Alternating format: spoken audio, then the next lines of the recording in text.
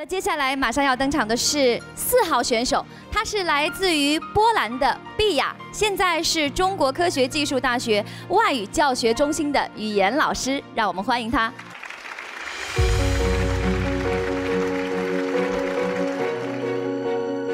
Nice to meet you.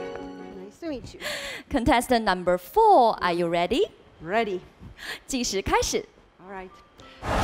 Good morning, everyone. I'm delighted to meet you all, and I want to express my gratitude for inviting me here today.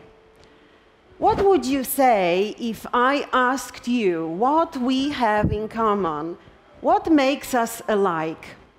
The first thing that comes into my mind is Hefei. At some point in our lives, we have all been welcomed by this city. My name is Beata, my Chinese name is Bia, and I work as a spoken English teacher at the University of Science and Technology of China. And today I want to express my memories and experiences from Hefei, which has been my second home for almost 7 years. I have to confess that I believe in love at first sight, not just for people, but for places. The Gaoxin high-tech zone campus, where I work, has been special to me from the very beginning. What I appreciate about it is the spirit of scientific development and academic pursuit. It feels like something truly meaningful and important is happening there, perhaps even beyond our imagination. I believe that my father, who visited me in Hefei a few months ago, accurately and beautifully described the Gaoxin campus. He said, "This is what a 21st century university should look like." I have been working at the University of Science and Technology since 2017. I know, time flies, but I can tell you that countless things have changed and improved over this period of time. Let me give you only a few examples. The middle campus of USTC was basically built from scratch with its impressive sport facilities, such as a swimming pool. The East Campus of USTC has its own subway station line, subway station on Line 5. As far as I remember, there were only 3 subway lines when I first arrived in Hefei. There was no USTC 9058 coffee shop, which has already become a legendary spot, not only among faculty and students, but also among local coffee lovers. So as you can see, it has been an amazing improvement. I work with graduate science students.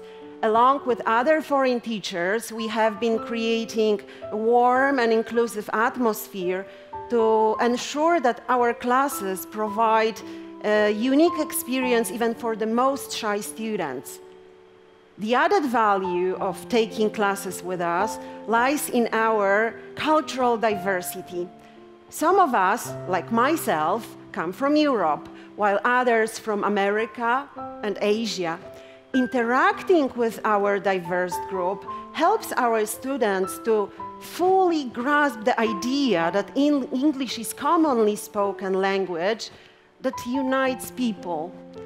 Over these years, I taught thousands of students. There were many funny but also emotional moments. And I remember one student who was very shy at the beginning of the semester. By the end of it, he said, "I'm not afraid to use English anymore, and I'm grateful for these classes."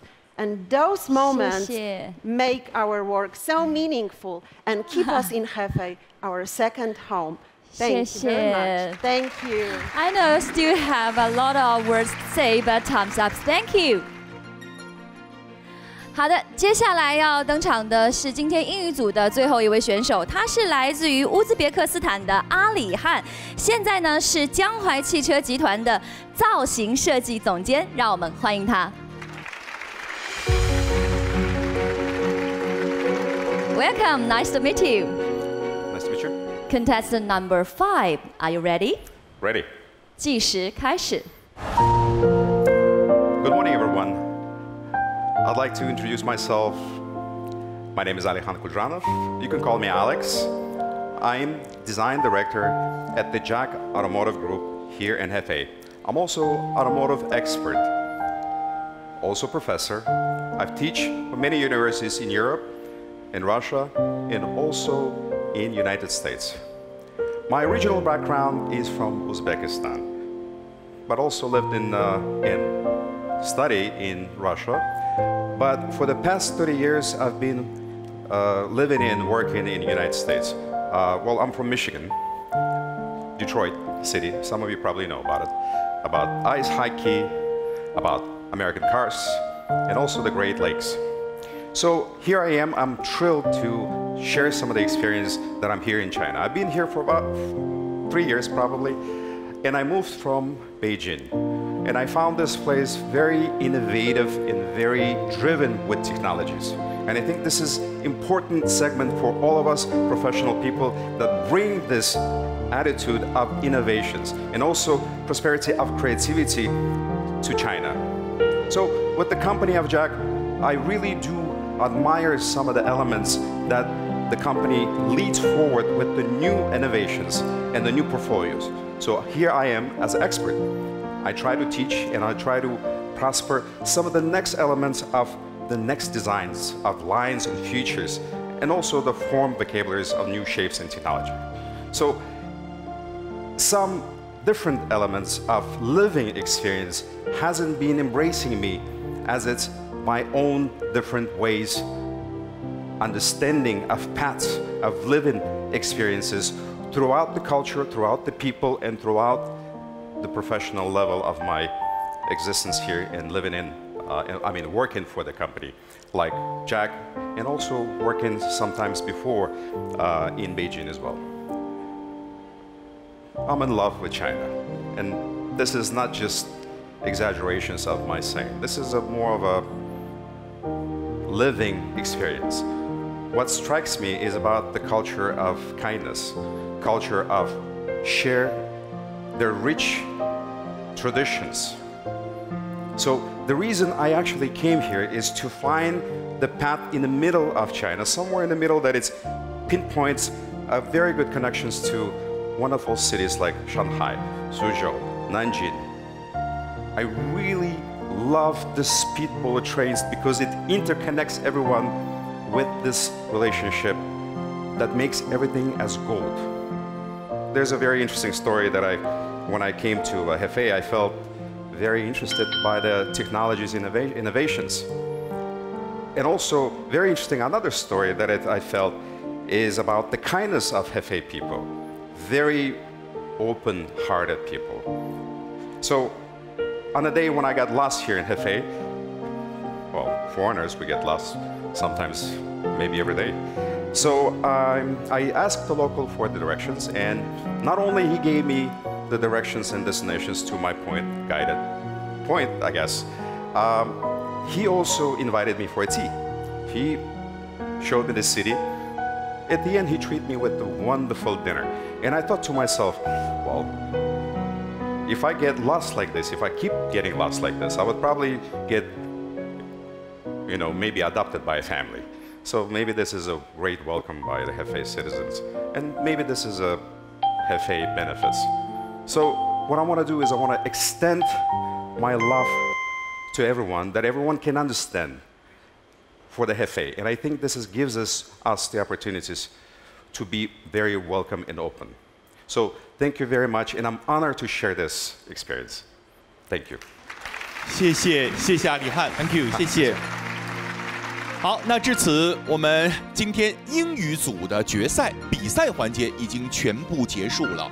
5位选手的演讲给我们留下了非常深刻的印象。那为了保证比赛的公平公正，接下来我们在评委打分之前，要先进入到合议时间，统一出评分标准之后，将会依次为我们的选手打分，并现场亮分。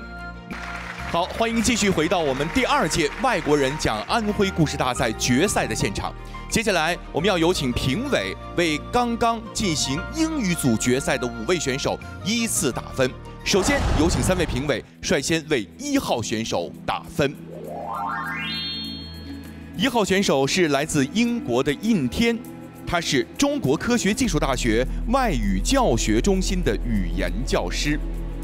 我们来看一下1号选手印天的分数：超时扣掉2分，未脱稿扣掉10分，最终得分是84.17分。接下来，让我们有请评委为2号选手打分。2号选手来自赞比亚，叫做约瑟夫，他是铜陵有色金属集团铜罐矿山建设股份有限公司的职工。哇，这是一个很高的分数，非常高的分数啊！我们恭喜2号选手约瑟夫，最终得分98.83分，祝贺，恭喜！接下来，让我们有请评委为我们英语组的3号选手打分。3号选手来自柬埔寨，贺子珍，他是上海海洋大学硕士在读学生。我们来关注一下3号选手的得分情况，最终得分是90.67分，祝贺。接下来，让我们有请3位评委为4号选手打分。4号选手是来自波兰的毕雅，他现在是中国科学技术大学外语教学中心的语言教师。超时扣掉2分，4号选手的最终得分是97分。这个有点可惜，如果没有超时的话，他的总分就是99分。是的，非常遗憾。好，那接下来有请我们的评委为5号选手打分。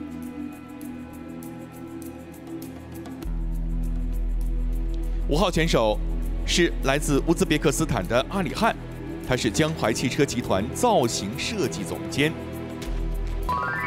5号选手超时扣掉2分，最终得分是95.50分。再次祝贺我们5位参加英语组决赛的选手。